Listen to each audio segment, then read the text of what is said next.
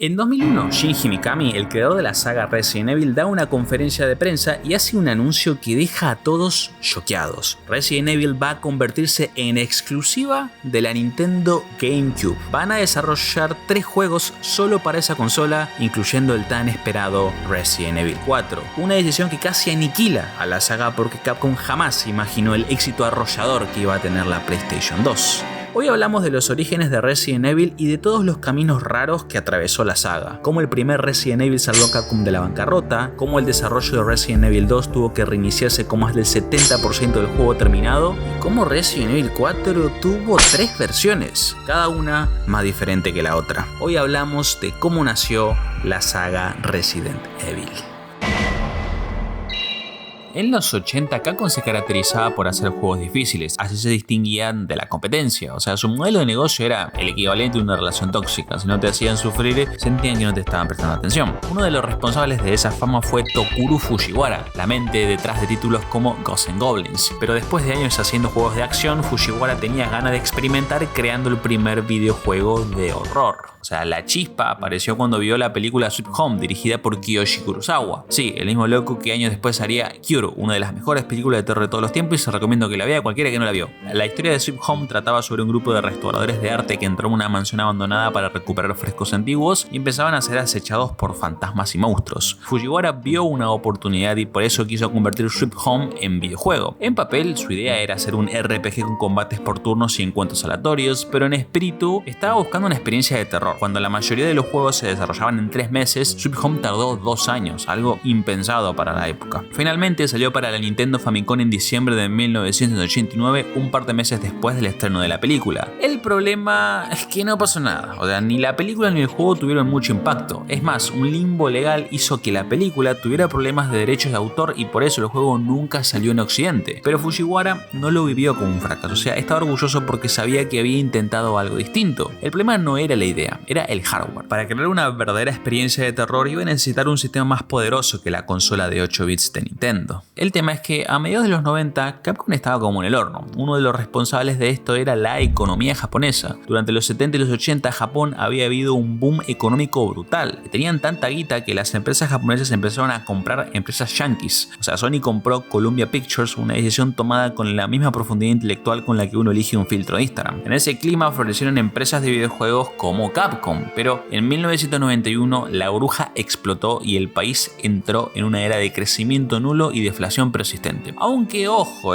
porque Capcom también se había mandado sus cagadas. A principios de los 90, Street Fighter 2 se convirtió en un fenómeno global. Capcom explotó este éxito y se cansó de sacar secuelas y revisiones. O sea, el título de la última versión de Street Fighter 2 era tan largo que para cuando terminabas de leerlo ya se había anunciado la versión para la siguiente consola. En 1994, Capcom desembolsó $35 millones para financiar la película de Street Fighter dirigida por Steven de Souza y protagonizada por Jean-Claude Van Damme. La película terminó recaudando $100 millones y en teoría ganaron plata, sí, pero entre marketing y distribución la ganancia real se achicó bastante. El tema, el gran problema, es que la película era muy mala y eso dejó la reputación de Street Fighter por el piso. O sea, incluso sacaron un juego basado en la película del juego. O sea, un concepto tan meta y confuso que ni siquiera Christopher Nolan se había atrevido a filmarlo. A mediados de los 90, las ventas estaban por el piso. Ni los vendedores ambulantes del Roca podían convencer a alguien de comprar un juego de Capcom. Si la empresa venía zafando hasta ese entonces, era por una razón: el vino. En 1990, Tsuchimoto, el CEO de Capcom, había comprado viñedos en Napa Valley. Los ingresos de esa inversión ayudaron a sostener a Capcom en sus momentos más críticos, pero necesitaban sí o sí un nuevo título para romper esta mala racha que los acompañaba por años. Y la crisis económica en Capcom obligó a recortar el presupuesto de todos los juegos en desarrollo. Eso sí, eso le dio a los desarrolladores más libertad para hacer cualquier tipo de juego que quieran. Mientras tanto, el viejo sueño de Tokuro Fujiwara de crear un videojuego de terror seguía intacto y vio la oportunidad cuando Sony anunció la PlayStation. El salto del 16 a 32 bits significaba gráficos en 3D y por primera vez la tecnología ya no era un límite. Para Para 1993, Fujiwara ya no dirigía juegos, prefería impulsar a talentos jóvenes. Para él, una de las grandes promesas que tenía la compañía era el recién contratado Shinji Mikami. Lo curioso es que Mikami casi no entra a Capcom, o sea, él rindió la prueba de ingreso y la desaprobó. Pero una semana después recibió una llamada, una confusión, estás adentro. Años más tarde descubrió la verdad, que su examen había sido flojo, pero Fujiwara intervino ante recursos humanos porque creía que tenía algo especial. No sé. Fujiwara eligió a Mikami como director de un nuevo proyecto para PlayStation inspirado en Sweet Home. La consigna era clara, hacer el primer gran juego de terror. Mikami arrancó fiel a la idea original, mansión abandonada, fantasmas, con una diferencia clave: el jugador solo podía huir. El tema es que después de testearlo, Mikami sentía que un juego donde solo podés escapar no parecía una idea atractiva a nivel comercial. Ahí decide hacer un cambio. El jugador va a tener un arma, pero con munición limitada. Va a cambiar, no va a ser solo una experiencia de terror, sino también de supervivencia. Los enemigos iban a ser fantasmas, pero como no podés dispararle un espectro, buscó una alternativa. La solución le vino cuando vio Night of the Living Dead. En la película de George Romero encontró a sus criaturas perfectas: zombies. El desarrollo fue difícil, tenían muy bajo presupuesto y el equipo era joven e inexperto. El escritor Kenichi Iwao y el game planner Hideki Kamiya construyeron a los personajes inspirados en la imagen genérica del típico soldado estadounidense, o sea, eran la encarnación viva de los clichés. A los actores de voz contrataron al primero que se presentaba y muchos, digamos que no venían de ganar un Oscar. Los fondos eran pre-renderizados porque no alcanzaba el presupuesto para hacerlos en polígonos y tampoco la Play podía ejecutarlos de la mejor manera. O sea, fue un proyecto armado con cinta adhesiva y mucha ambición. El juego se bautizó Resident Evil. El mal está adentro de ti. Ese es un Nintendo. En marzo de 1996 salió para PlayStation y contra todo pronóstico vendió 1 millón de copias en su lanzamiento. O sea, Resident Evil revivió a Capcom como el virus T revivía a los muertos. Con un éxito tan arrollador, una secuela era obvia, y Mikami decidió seguir los pasos de su mentor y le pasó la batuta de la dirección a un desarrollador más joven. El elegido fue Hideki Kamiya, que había trabajado como System Planner en el primer juego. Mikami tomó el rol de productor. Fue Kamiya quien bautizó a los personajes más icónicos de la saga: Leon S. Kennedy, Jill Valentine, Chris Redfield. Años más tarde admitió que había sacado los nombres de revistas pornográficas. Aceptó el trabajo, aunque con dudas, porque tenía un estómago sensible y no era fanático del gore. A pesar de ser una secuela, la trama no tenía mucho que ver con el primer juego y la jugabilidad era más tirando a la acción. La historia giraba en torno a un policía novato y un motociclista. En la Tokyo Game Show mostraron el primer avance y la recepción fue positiva. El desarrollo siguió durante el otoño y el verano de 1996, pero cuando el proyecto estaba completado en un 70%, pasó por la inspección de Yoshiki Okamoto, que había reemplazado a Fujiwara como productor general de Capcom, y su veredicto fue brutal. Él dijo que el juego tenía demasiada acción y que incluso los guionistas de María y la del Barrio le ponían más ganas a la narrativa. Kamiya estaba armando una experiencia más típica de película de Hollywood, pero esta visión como que no encajaba con la identidad del primer juego. Y la posta es que Kamiya no tenía la más puta idea de lo que quería hacer y todo el tiempo estaba improvisando. Ahí se dio cuenta que necesitaba ayuda externa, sobre todo en el apartado narrativo. Ahí es cuando Capcom se puso en contacto con Noboru Sugimura, escritor conocido en Japón que tenía más de 2 décadas de experiencia escribiendo para televisión en shows como este que no puede pronunciar, que en Estados Unidos se convirtió en los Power Rangers. Era fan del primer juego y por eso aceptó reunirse con Kamiya y Okamoto. Durante su visita probó la última versión de Resident Evil y su diagnóstico fue quirúrgico. Él decía que el problema era que la historia no tenía profundidad ni coherencia temática. Sugimura quemó a Kamiya porque la historia no conectaba con la primera entrega y terminó su diagnóstico con una propuesta muy provocadora: detener todo el desarrollo y empezar de cero. De vuelta a la oficina, Kamiya, Okamoto y Mikami discutieron la idea y se dieron cuenta de que Sugimura tenía razón. Por eso tomaron una decisión drástica: desechar la versión existente y empezar de nuevo, esta vez con un guión escrito por el propio Sugimura. El componente narrativo pasó a ser tan importante que Capcom creó una empresa aparte dedicada exclusivamente a la escritura de videojuegos. Lo primero que hizo Sugimura fue reemplazar a Elsa Walker por Claire Redfield, hermana de Chris, protagonista del primer juego,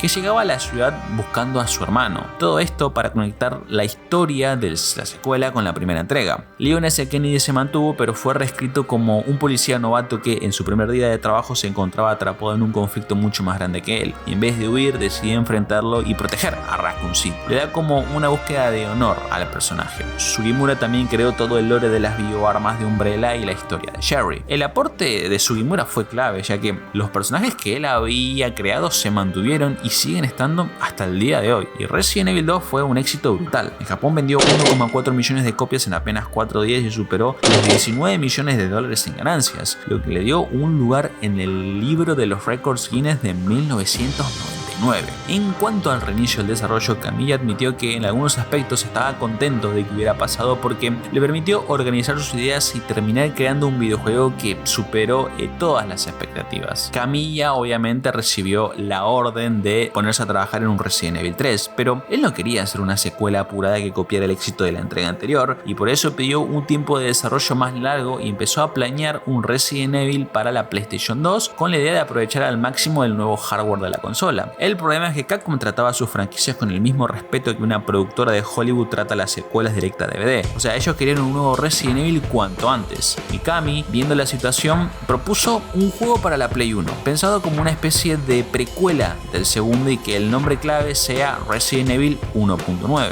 El director elegido fue Kazuhiro Oyama, que había trabajado como planificador de sistemas en Resident Evil 1 y 2. Mikami lo eligió porque Oyama discutía constantemente con Kamiya y esa diferencia de opinión podía dar como resultado, no sé, un juego distinto al anterior, supongo. La idea era hacer un Resident Evil indie, apuntando a los fans hardcore de la saga. El presupuesto fue mucho más bajo que el de entregas anteriores y por eso el desarrollo se convirtió en el equivalente corporativo a cocinar con las horas de la noche anterior. Reutilizaron casi todos los recursos de Resident Evil 2, desde las texturas hasta los mapas. Algunas innovaciones metieron: la creación de la munición con pólvora, el movimiento de esquiva, el giro rápido de 180 grados y la ubicación aleatoria de objetos para aumentar la rejugabilidad. Pero el gran aporte fue Nemesis. Como no había presupuesto para crear distintos jefes finales, hicieron que Nemesis persiga al jugador durante toda la aventura. Es interesante cómo uno de los villanos más icónicos de los videojuegos nació porque simplemente no había plata. A diferencia de Kamiya, Oyama desde el principio tuvo una visión clara y eso ayudó a que el desarrollo avanzara rápido. O sea, su juego no fue tan revolucionario como Resident Evil 2, pero cumplía. Pero en junio de 1999, a solo 3 meses de lanzamiento, hubo un cambio drástico. El productor Yoshiki Okamoto decidió añadir el número 3 al título.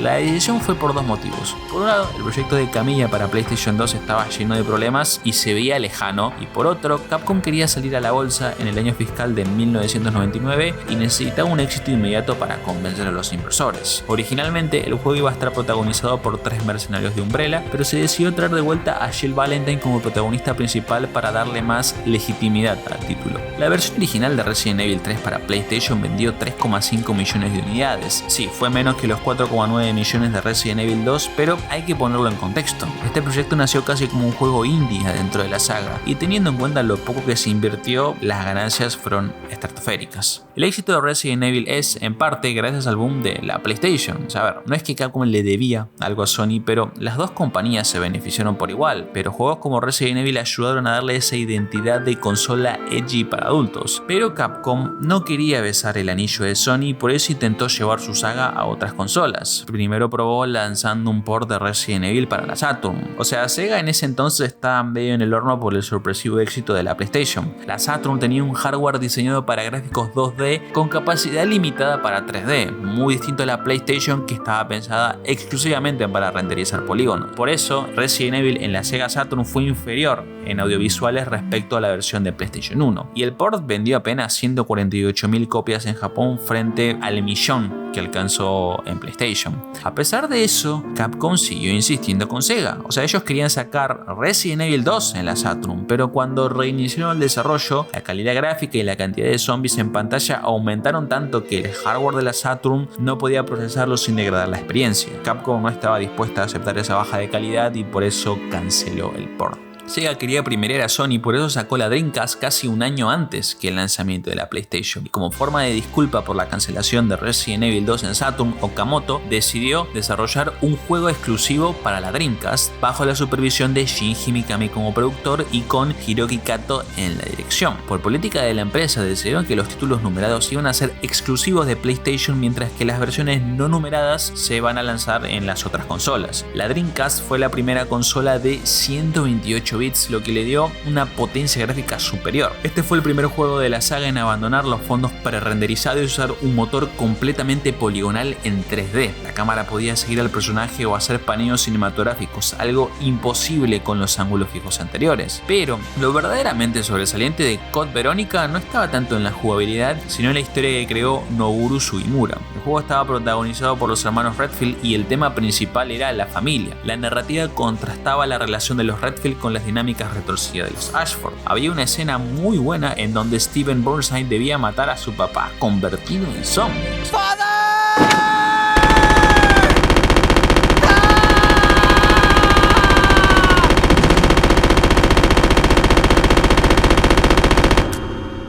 O sea, se exploraban los orígenes de Umbrella a través de la aristocrática familia Ashford y se presentaba el virus T. Veronica que creaba zombies muy falopas, digamos, ¿no? Jugabilidad, como dije, era más de lo mismo, pero a nivel narrativo Code Veronica fue muy ambicioso. O sea, Shinji Mikami llegó a decir que esta entrega era incluso mejor que Resident Evil 3, que debía haber sido la verdadera entrega numerada. A pesar de las buenas críticas, las ventas no acompañaron. La Dreamcast no fue una consola popular y en 2001 fue descontinuada. Y la realidad es que la PlayStation 2 está destrozando a la competencia. A pesar de eso, Capcom seguía insistiendo que sus juegos sean multiplataforma. Y no es como ahora, que ahora es muy fácil aportear un juego de Xbox a PlayStation. En ese entonces, sacar juegos en varias plataformas requería mucho dinero. A pesar de eso, la siguiente apuesta de Capcom fue Nintendo. Hicieron un port imposible de Resident Evil 2 para la Nintendo 64. Facu Peralta tiene un video muy interesante sobre ese port, les recomiendo, pero véanlo después de este, por favor, les pido, gente. Además de ese port, también aprobaron el desarrollo de un Resident Evil exclusivo para la Nintendo GameCube, Resident Evil Zero. A primera vista, Resident Evil y Nintendo no parecían compatibles. O sea, la audiencia de Nintendo siempre fueron niños e incluso desincentivaban la llegada de juegos muy violentos a la plataforma. Regalar Resident Evil a un usuario de Nintendo es como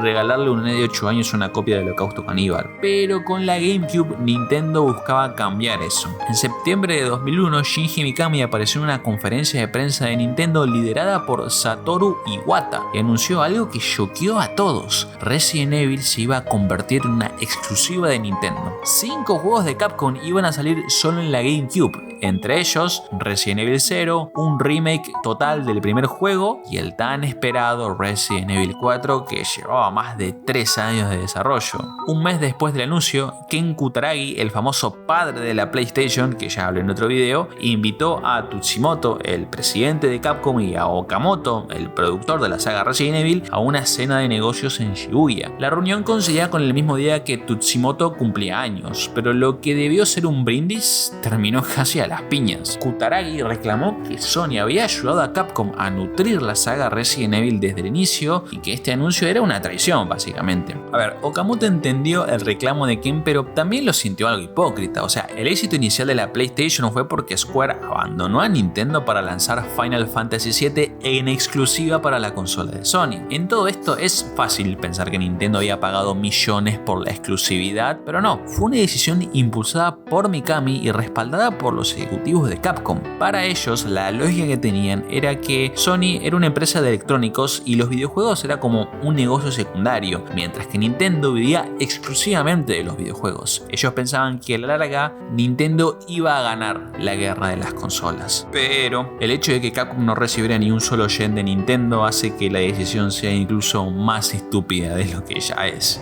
Capcom igual tenía planes de seguir sacando juegos para la PlayStation. Incluso un port de Code Veronica estaba en camino, pero uno de los títulos más esperados, el Resident Evil 4, iba a salir exclusivamente en la GameCube.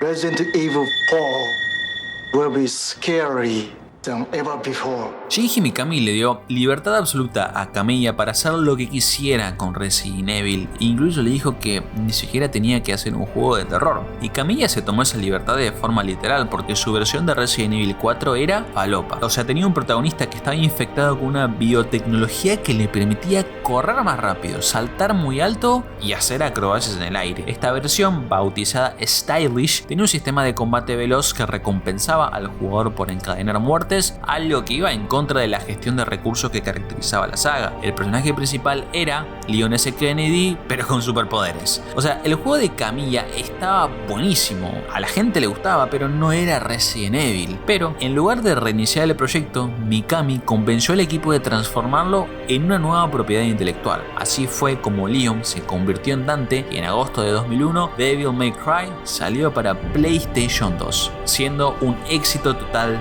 de ventas y de críticas. El experimento de Camilla terminó dando frutos, el juego le fue muy bien. Resident Evil 4 quedó en un limbo y el desarrollo tuvo que reiniciarse otra vez. Ahora Mikami eligió como director a Hiroshi Shibata, que venía de trabajar como artista de fondos en Resident Evil 3. Es un tipo que no tenía mucha experiencia, pero que se compensó con el regreso de Sugimura a Leon. Ellos apostaron fuerte por un Resident Evil 4 tirando al terror. La historia mostraba a Leon S. Kennedy participando en una redada del gobierno en el castillo de Oswald Spencer, fundador de Umbrella. Leon es infectado con un virus y debía resistir la mutación de su cuerpo. El gran atractivo de esta versión era la Black Fog, una masa de tentáculos flotantes que lo perseguía. El tema es que había muchas limitaciones técnicas para hacer que esta niebla se vea verdaderamente aterradora como ellos buscaban. Ante este problema, Yasuhisa Wakamura propuso reemplazar las armas biológicas por sucesos paranormales. En ese momento, Silent Hill estaba en su mejor momento y Kawamura pensó que Resident Evil podía acercarse a eso. Su mayor inspiración vino de la película Lost Souls. En una escena, Winona Ryder entraba a un baño y de repente el entorno se transformaba en un edificio en ruinas con un asesino acechándola. El concepto central era que Leon sufría alucinaciones que transformaban el entorno de golpe y debía enfrentarse a criaturas que no sabíamos que si eran reales o producto de su imaginación. El tema es que otra vez esta versión estaba limitada por la tecnología. Para crear estas alucinaciones el motor debía cargar al mismo tiempo los activos 3D de la versión normal y la alucinatoria de cada habitación, lo que consumía casi toda la RAM de la GameCube y dejaba espacio para apenas un enemigo por sala. Ese fue el último clavo en el ataúd de la idea. Y otra vez, una vez más, el desarrollo se estancó. A diferencia de lo que pasó con Resident Evil 2, en donde el problema era la falta de ambición, acá era al revés. Ideas demasiado ambiciosas, difíciles de realizar. Mikami sabía que tenía que reemplazar al director. El problema es que no había nadie con quien reemplazarlo. Y acá nos encontramos un poco en la situación en la que está Shinji Mikami. Después de Resident Evil 1, él siguió dirigiendo juegos, pero su rol principal en Capcom era el de productor. Un trabajo administrativo que sentía que un poco le chupaba toda la creatividad. Es más, varias veces pensó en renunciar por eso mismo, porque no le gustaba ser un ejecutivo. Se dio cuenta que solo él podía dirigir Resident Evil 4. Fue el momento "Fine, I'll do it myself" de la industria. Y así es como se puso manos a la obra y lanzó lo que llamó el Full Model Change. Bajo su dirección descartó casi todo lo hecho y transformó el proyecto en un action horror, dejando el objetivo de crear terror a un tercer nivel de prioridad. Eliminó los ángulos de cámara fijos y los controles de tanque, profundizó en la cámara sobre el hombro y cambió los zombies lentos por enemigos humanos infectados por parásitos más rápidos, inteligentes y capaces de rodear al jugador. Escribió él mismo la historia y tomó una decisión drástica: destruir a Umbrella en el prólogo para liberarse de las limitaciones de la trama antigua. En esta entrega, la historia y el guión no iba a ser una prioridad, la verdad. La lógica era que, si el sistema de disparos es divertido, nadie se va a preguntar por qué la mayor potencia militar del planeta tiene un presupuesto tan ajustado que solo puede enviar a un tipo con un flequillo impecable a salvar a la hija del presidente.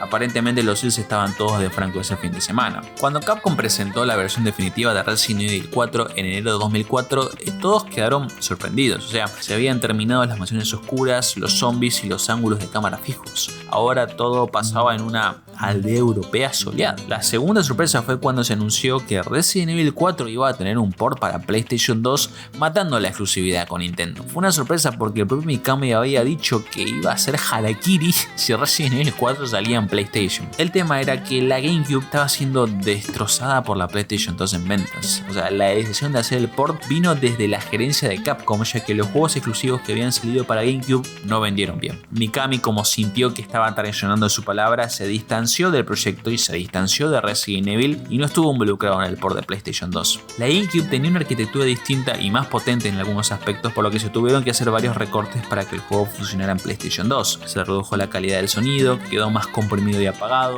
se bajó el número de polígonos en los modelos, se suavizaron los efectos de iluminación y se disminuyó el detalle de las texturas. Mientras que en la GameCube las cinemáticas se generaban en tiempo real, en PlayStation 2 fueron reemplazadas por videos prerenderizados, lo que hizo que los personajes aparecieran siempre con los trajes estándar, incluso si el jugador había elegido ropas alternativas. A pesar de esas limitaciones, Resident Evil 4 fue un éxito brutal en PlayStation 2, alcanzando 2,3 millones de copias vendidas en todo el mundo. O sea, incluso en la moribunda GameCube vendió bien. Después de eso, Mikami abandonó definitivamente Capcom y la saga Resident Evil buscando nuevas aventuras en otros lados. Y la verdad es que no hay dudas de que se fue con la frente en alto. Pero Capcom no fue la única empresa que estuvo contra las cuerdas. La consola que hizo posible Resident Evil tampoco tendría que haber existido. La PlayStation nació de una traición, de un ingeniero rebelde que a todos dijeron que estaba loco y de un presidente humillado que miró los planos de una consola imposible y dijo: hacela. Dale click a la imagen si querés conocer la historia de cómo Ken Kutaragi creó la PlayStation.